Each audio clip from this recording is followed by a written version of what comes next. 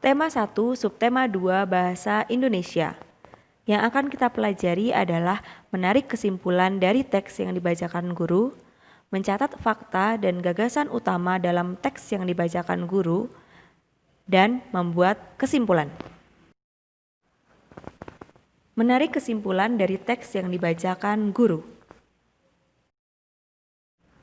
Langkah-langkah menarik kesimpulan dari teks yang dibacakan gurumu adalah yang pertama, simaklah teks yang dibacakan gurumu dengan saksama. Yang kedua, temukan ide pokok dalam teks yang dibacakan gurumu. Dan yang ketiga adalah tariklah kesimpulan berdasarkan ide pokok tersebut. Mencatat fakta dan gagasan utama dalam teks yang dibacakan guru.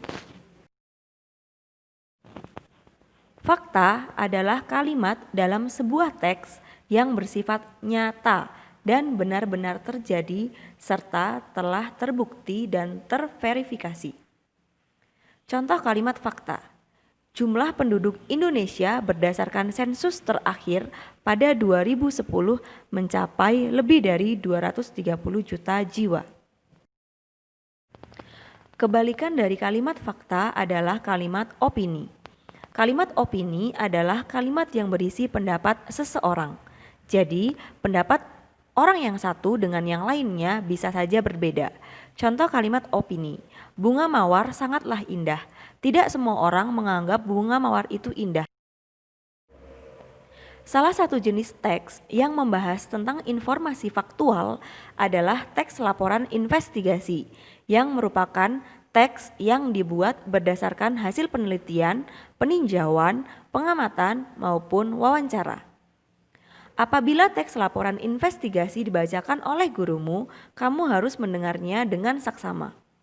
Tujuannya adalah agar kamu dapat memahami dan menemukan informasi yang terdapat di dalam teks tersebut. Membuat kesimpulan. Kesimpulan dibuat berdasarkan ide pokok dan kata kunci dari kalimat penjelas dengan menggunakan kalimat sendiri. Contoh, perhatikan bacaan berikut ini. Bacaan yang baik untuk anak-anak adalah bacaan yang berisi contoh-contoh atau teladan yang baik untuk anak. Agar menarik minat anak, dapat ditambahkan tokoh kartun yang menampilkan unsur pendidikan. Tokoh hewan yang bijak juga efektif menyampaikan pesan moral kepada anak. Kalimat utama pada bacaan tersebut adalah bacaan yang baik untuk anak-anak adalah bacaan yang berisi contoh-contoh atau teladan yang baik untuk anak yang terletak di awal paragraf atau kalimat pertama.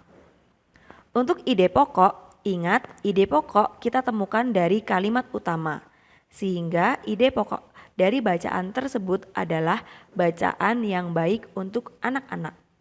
Yang terakhir kesimpulannya adalah kesimpulan dari bacaan tersebut, bacaan yang baik untuk anak sebaiknya menampilkan tokoh kartun atau hewan yang mengandung unsur pendidikan dan pesan moral. Bacaan yang baik terletak di kalimat nomor 1. Menampilkan tokoh kartun terletak di kalimat nomor 2. Hewan yang mengandung unsur pendidikan dan pesan moral terletak di kalimat nomor 3.